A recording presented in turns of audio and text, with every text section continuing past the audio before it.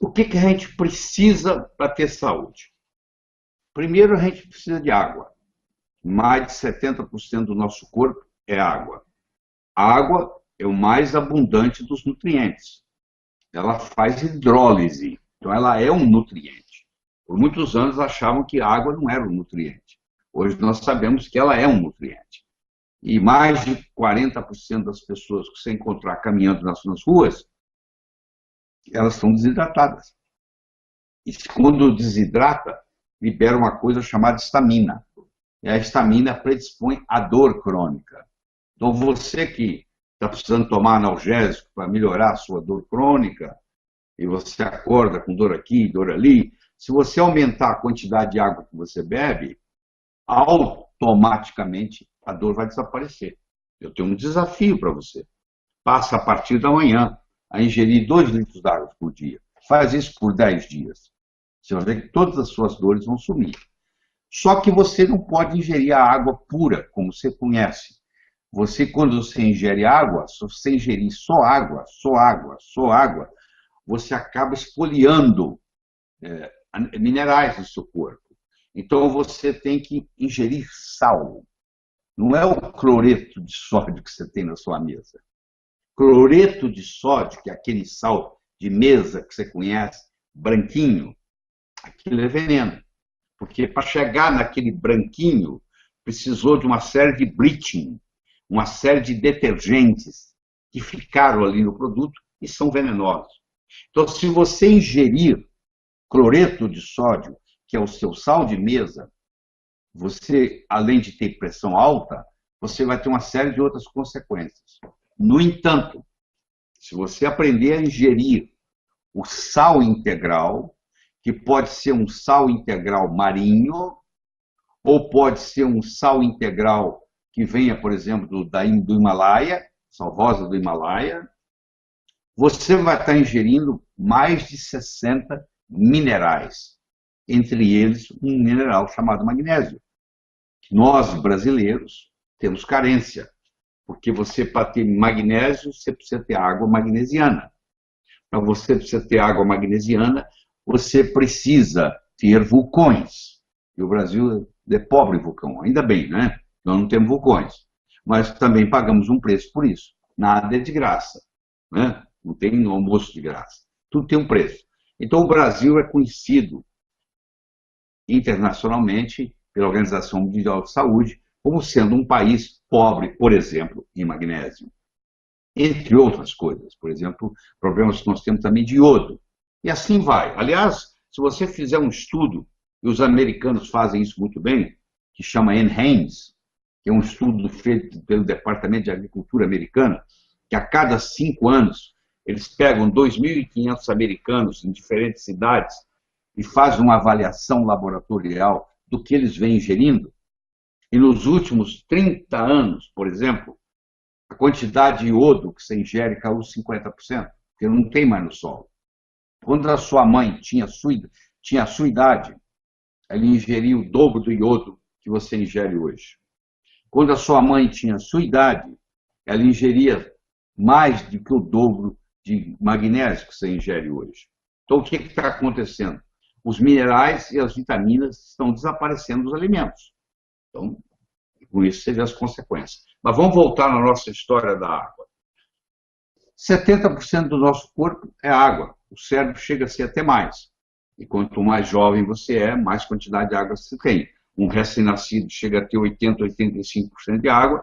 Uma pessoa idosa de 90 a 100 anos chega a baixar para 60%, 59% de água.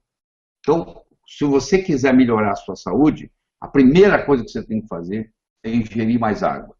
E concomitantemente à água, você ingere mais sal. Então, geralmente, você coloca uma colher de sal integral, uma colher de café. Tem colher de sopa, tem colher de chá, tem colher de café. 3 colheres de café fazem uma colher de chá. Então, você pega uma colherzinha de café, põe num litro de sal integral, põe num litro d'água. E você toma aquele litro d'água durante o dia. Se você quer tomar 2 litros, Você põe 2 colherzinhas, é muito simples. Aí você vai se hidratar. Só isso aí já faz uma diferença enorme no resultado. Nós somos viciados em carboidrato. É tão difícil você ficar longe do açúcar que é quase um martírio, porque quando você ingere o açúcar, você imediatamente aumenta a sua dopamina. A dopamina faz a gente ficar mais feliz. Então a dopamina estimula você para a vida. Então você está num ciclo vicioso, viciado. Tanto açúcar é tão viciante que eles pegam ratos e colocam numa bandeja, num pires eles colocam açúcar, no outro pires eles colocam cocaína. E eles filmam esses ratos por 24 horas e eles passam muito mais tempo no pires que tem açúcar do que no pires que tem cocaína. Ou seja, no frigir dos ovos, açúcar é mais viciante do que cocaína. E quando você ingere mais carboidrato que você deveria, a sua insulina sobe. E você desenvolve uma coisa chamada resistência insulínica, que termina em diabetes. É uma doença que vem crescendo absurdamente no mundo. É uma doença que praticamente não existia na antiguidade. Você deve conhecer ou ter um parente diabético. E a diabetes tipo 2, que é a mais comum, 95% é tipo 2. Os 5% é o tipo 1, que geralmente ocorre na juventude e precisa de insulina. A tipo 2, que é a chamada diabetes do adulto em geral, hoje o termo já não se aplica mais, porque você encontra americanos com 9, 10 anos de idade, 12 anos já diabéticos. Então é impressionante a quantidade de diabéticos no mundo. E o conceito que se tem erradamente em medicina é que diabetes é uma doença progressiva e que você não tem nada que você possa fazer. Você tem que tomar remédio. E aí vem as amputações, vem cegueira, vem transplante de rim, vem transplante de fígado e etc. Mas o fato é que se você fizesse, como eles fizeram, eles pegaram um grupo de aborígenas. O que são aborígenas? São os nativos australianos, que os pais, os avós viviam na floresta. E eles, filhos desses netos, vieram para a periferia da cidade, na cidade de Sydney. Eles pegaram esses indivíduos, seriam os índios deles, que estão morando na periferia. Como tem aqui no Brasil, você vai em Campo Grande, você vai em Cuiabá, você vê índios morando na cidade. Então, os índios ali, australianos, chamados aborígenes, como eles têm uma genética para poder sobreviver à fome, eles têm um tipo de gene chamado Thrift Gene, que é o gene parcimonioso, é o gene da economia. Quando põe fartura para ele, principalmente na forma de carboidrato, eles desenvolvem diabetes. Todos eles ficam obesos e todos eles desenvolvem diabetes. Então, eles pegaram um grupo de 30 obesos diabéticos na periferia de Sydney, na Austrália, e levaram esses de volta aos seus ancestrais. Eles foram viver durante 3 semanas ininterruptas, comendo a comida que os avós deles comiam no mato, lá na floresta. E em 3 semanas, todos curaram a diabetes. Não tinham mais problema de glicemia. A glicose de todos eles normalizou. E a insulina de todos eles normalizou. Por apenas tratamento, onde tirou o carboidrato. Aí você aqui, você fala assim, eu quero comer isso, então eu vou tomar esse remédio. A ponto de você ter que ingerir insulina. Insulina é um hormônio que causa diabetes, por incrível que pareça. Eu não estou aqui para discutir esse conceito, porque o nosso tempo não permite, mas você vai ver que quanto mais insulina você tiver no sangue, mais resistência insulínica você tem, mais predisposição, mais diabetes vai pior. Isso entra num ciclo chamado vicioso. Entendeu? A outra coisa que você deveria de comer e não come é gordura, porque fizeram uma lavagem cerebral em você de que gordura faz mal. O seu avô, o seu bisavô comia carne de porco numa boa, cozinhava com banha de porco numa boa e era muito mais saudável do que você. Porque eles ingeriam gordura. Por quê? Todas as células são feitas, a membrana celular é feita de gordura. O nosso cérebro é feito de gordura. Se você tira a gordura da sua vida, você tem uma deficiência, inclusive, cognitiva.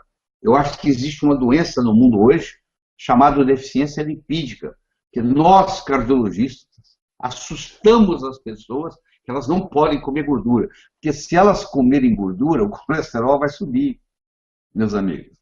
Meu amigo, você que está aí, minha amiga. Colesterol não é feito de gordura. Colesterol é feito de carboidrato. Colesterol não é uma gordura.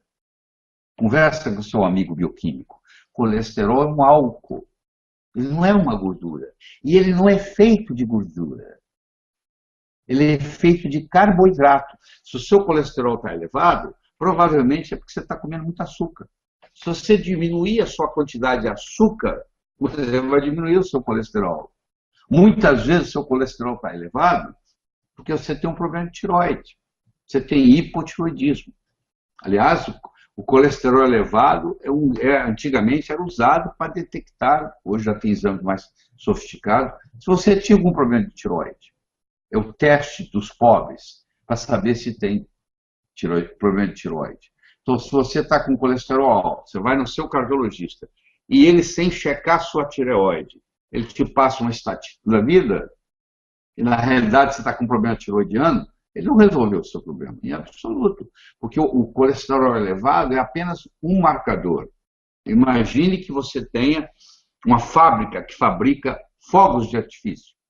E você sabe que as fábricas que fabricam fogos de artifício, uma hora pode explodir, pegar fogo e queimar tudo. Então você montou um sistema de alarme, com um alarme na sua cabeceira, na sua cama. Se algum dia a sua fábrica lá pegar fogo e começar a aparecer fumaça, vai tocar uma campainha na cabeceira da sua cama e você vai tomar uma providência. Só que um dia você acorda às 3 da manhã, a campainha está tocando, você vai lá e corta o fio dela, claro, ela parou de tocar, e você volta a dormir.